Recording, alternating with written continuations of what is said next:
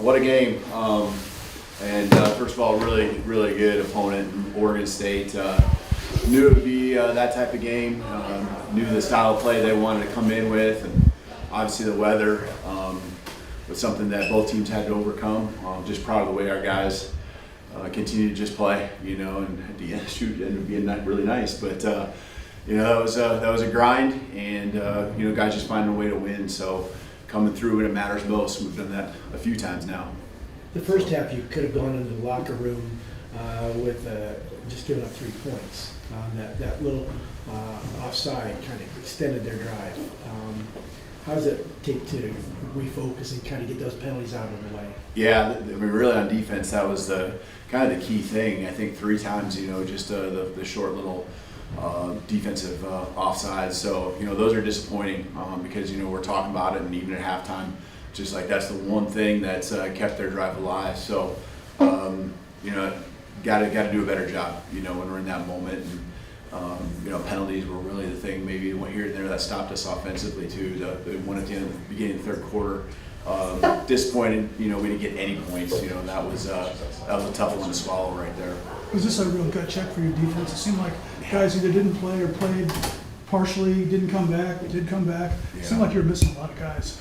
Yeah, it really was. I know that one drive had to been right around 16 plays. I may be off a little bit there, but that one, when you see just the wear and tear of the guys, you know that in the fourth quarter, those are sometimes things that come back to haunt you. But we just couldn't get the first down going. We couldn't get the offense on point there until the very end. But they just did a good job, defense hanging in there.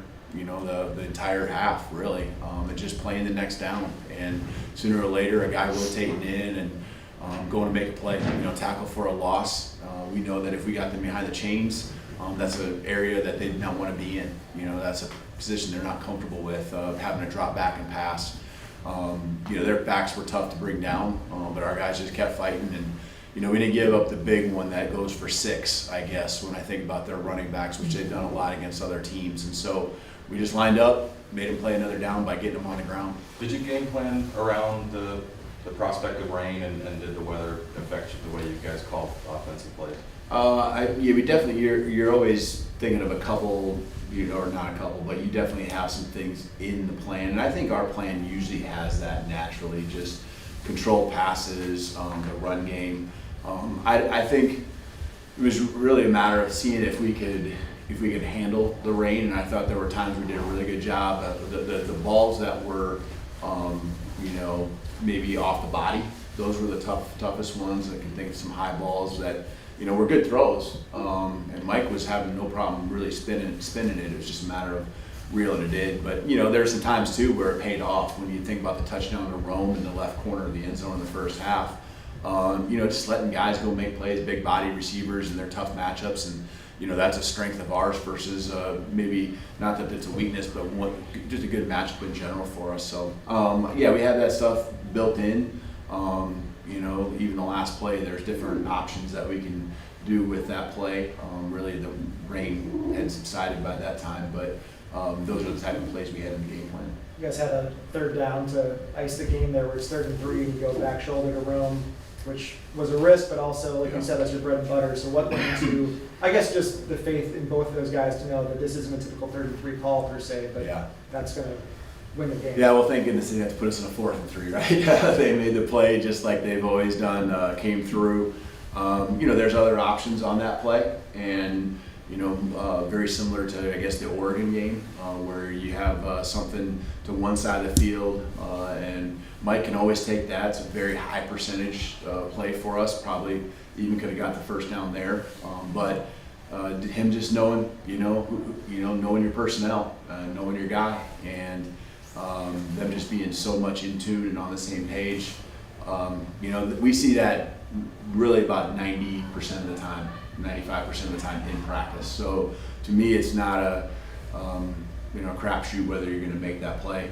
It's just a big guy with a big catch radius in Rome, and Michael knowing exactly where to put it, and as long as the line gives him a free look to be able to see where the defender's at and see, have time to read it, he's going to make that throw. On Oregon State's last drive, Dylan Johnson was kind of hobbling around on the sidelines, and then he went back in, had a couple of nice runs. Can you talk a little bit about Dylan? He doesn't feel good right now. Yeah, I don't know even what that injury is, specifically what it is. So I did see him hobbling like you did.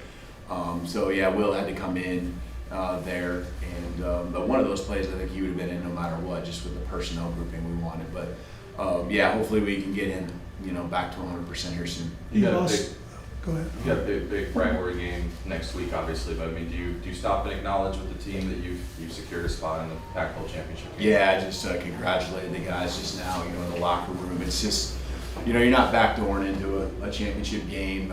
You're just going in and outright, claiming a spot. And that's, I know there's a bigger picture piece to everything that we're trying to accomplish too. But, the first box is checked, and that you can't win it unless you get there. And I'm really proud.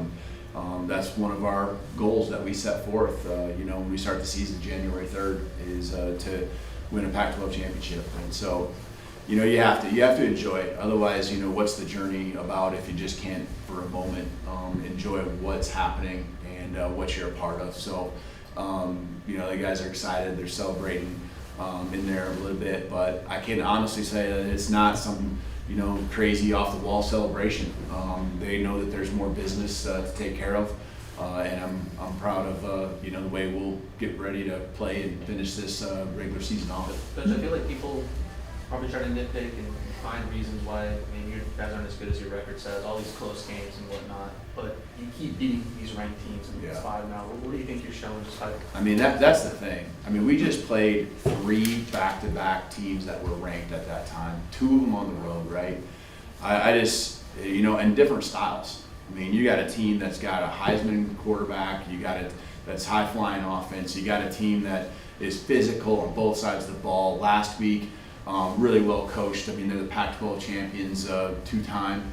And so, they're just, I don't know. I'm sure there is someone that's got a schedule as tough as ours here in the back half, but, we're just playing, ball against some really good opponents and finding a way to get it done. And you can get nitpicky on this and is it quite good enough or that's not quite good enough, but let's talk about our strengths. Let's talk about what we do well, and I think there's a lot of things that we do well as a football team, and we've shown that's going to continue to be the case. So I just think there's just so many different types of teams that we've played, and we found a way to win them all. You lost Tupatala pretty early, and Carson Brenner had to play almost the whole football game. Could you talk about those 2 situations? Raylan, you mean early? Well, did Tupatala go down? He didn't even suit up. Oh. Yeah, he didn't even suit up. So Zoe, wasn't available tonight. Just hopefully we can get him back for next week. We probably know more at the beginning of the week. But I know Raylan went down early, and so all of a sudden you go from a position that's really got the most depth, probably healthy depth in our team, to guys having to gut it out, and we know what those backs look like out there. They got some really good running backs, and include the quarterback too, DJ, with the run game, and it takes a toll. Those guys just lining up every play and having to bring it. So I'm proud of Eddie and Carson. Even Raylan, gutting it out a little bit too, and being ready to go if needed. So Was Jalen McMillan's usage tonight the plan, or did you expect to use him more or less? Or? yeah, I think there's certainly more, especially when it comes to targets. That you think you can get. And I think it really came down to a little bit with the weather, maybe, just on where the ball ended up going, and what the continuity kind of developed. And Jalen's so good at third downs and really picking apart the underneath stuff. I think there were some times where some of those tight window throws and Mike's got to snap it off. I don't want to speak for him. Maybe he wasn't quite comfortable with some of those. You'd just rather throw those inside fades and fade balls to the outside guys, and things that are away from the defenders, so that way you're not risking tip balls and balls that end up in the wrong hands. So did a nice job there at the end of the half, I thought. Getting the ball to the outside, Westover and Giles Jackson, catch the balls and fighting for some yards, and then of course the touchdown to Rome. But we know Jalen's going to be a huge part of this as we go through the rest of the final run here. And every day that he's out here, every rep he takes, he's continuing to get stronger. I can see it in practice all week that he's getting to be more and more what we know Jalen to be. You've had some pretty special moments with Zion there at the end of the game. You guys shared a good laugh. Have you kind of, since his father's passing, have you kind of felt that relationship really grow? Yeah, I mean, I think our relationship's been really strong since, for quite a while. I mean, over a year. He knows how much I appreciate him, and vice versa. So, it's fun to, it's a different feel than it was a few weeks ago. But man, I watched him many times out there today, and just giving everything he has, and again, his commitment to this team is elite. Anything else for Coach? Yeah. Dylan Johnson is now at 879 yards in the season. What can you say about his improvement from the start of the year in terms of health or, Yeah, coverage? it starts with his health. Dylan's health, I think especially here the last half of the season, has really come along. He's worked hard to get himself in a really elite shape, and just, there's hard yards, especially on the one drive at the beginning where he converted some short yardage or third down looks there, and falling ahead to the sticks to give us a new set of downs. So, man, he's just a huge part of our team right now offensively.